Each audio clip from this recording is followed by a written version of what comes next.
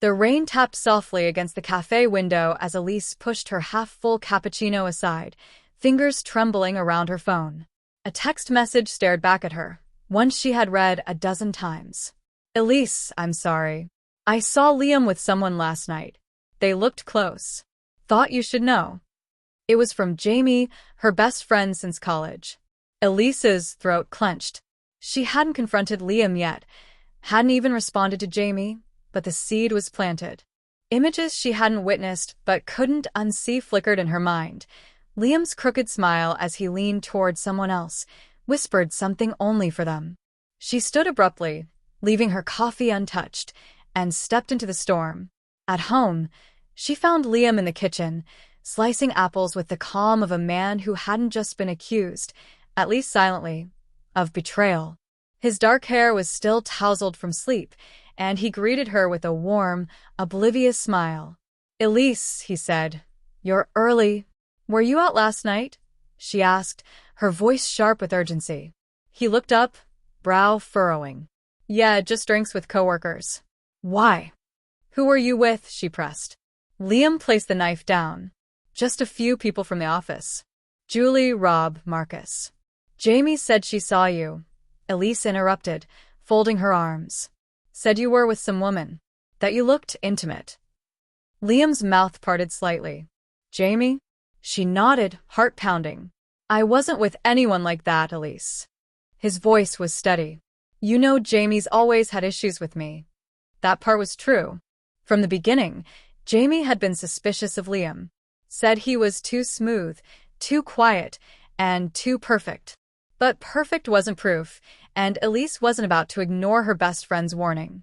Why would she lie? She asked, voice cracking. That's a better question for her, he said gently. But I'm telling you the truth. The days that followed were fractured. Elise moved through them under a fog of doubt. Liam didn't press her for forgiveness, but offered what he could: presence, honesty, and space. Still, every time her phone lit up with Jaime's name, Elise's chest tightened.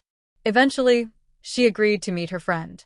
They chose a small, familiar park, the kind with benches worn soft by years of friendship. Elise arrived early. She watched children chase each other across the grass as distant thunder grumbled overhead. Jaime sat down beside her, folding her umbrella with practiced precision. You okay? Jaime asked. Are you sure about what you saw?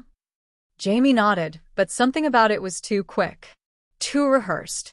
I was leaving yoga. I saw Liam outside that rooftop bar near Ninth. He was leaning in close to this woman. Blonde. He touched her arm. Did you get a picture? Jaime frowned. No. I didn't think. You always get pictures. Jaime hesitated. I didn't want to hurt you. Elise stared. You already did. The moment cracked open like a fragile egg. Elise saw something in Jaime's face then, not guilt, exactly, but something heavier. It passed quickly, replaced by a mask of concern. I just wanted you to be careful, Jaime said. I've seen too many people get their hearts broken. Elise didn't respond. She stood and left without another word. 2 weeks passed. Liam and Elise stayed distant, like actors in a play waiting for the next scene. Then one evening, as she sat on the couch, Elise's phone buzzed. An unknown number. The message was brief. You don't know me, but I saw your boyfriend being accused. I work with him. He's clean. Someone's lying to you. Elise stared. Her heartbeat drummed like thunder against bone. She replied cautiously. Who is this? No answer came. She never heard from the number again. But something shifted. She dug. Called Liam's coworker Julie, someone she had met once at a holiday party and remembered as honest and sharp. Julie agreed to meet, slightly amused but curious. I was there that night, Julie said over steaming mugs at a local bistro. Liam came with us to celebrate Rob's promotion. We left just after 10.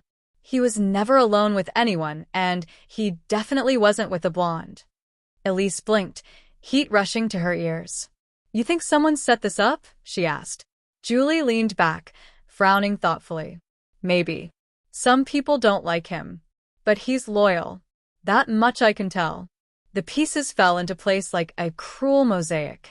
Jaime. It had to be Jaime. But why? Elise couldn't shake the weight of memory. The countless nights they stayed up talking, the trust, the tears, the laughter. Would Jaime really destroy all that? She needed the truth. Not in hints or shadows, but face to face. They met again at the park.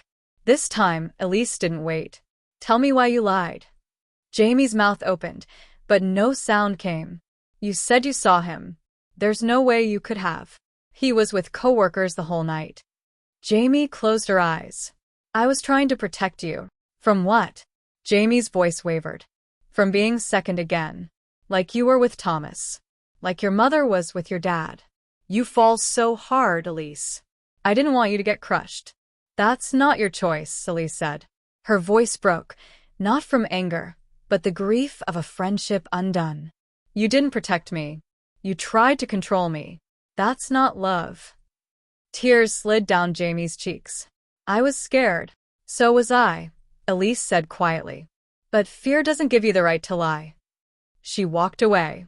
The park, the memories, Jaime. They all stayed behind, blurred by tears and the truth she finally accepted. That night, she found Liam reading in bed. Elise, he said, startled.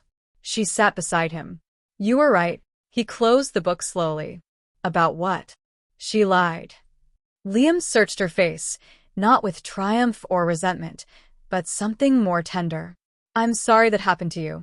Me too. They didn't fix everything that night. Trust, once fractured, takes time to heal. But they talked. They laughed. They cried. And for the first time in weeks, they held each other without the weight of doubt between them. One lie almost broke them.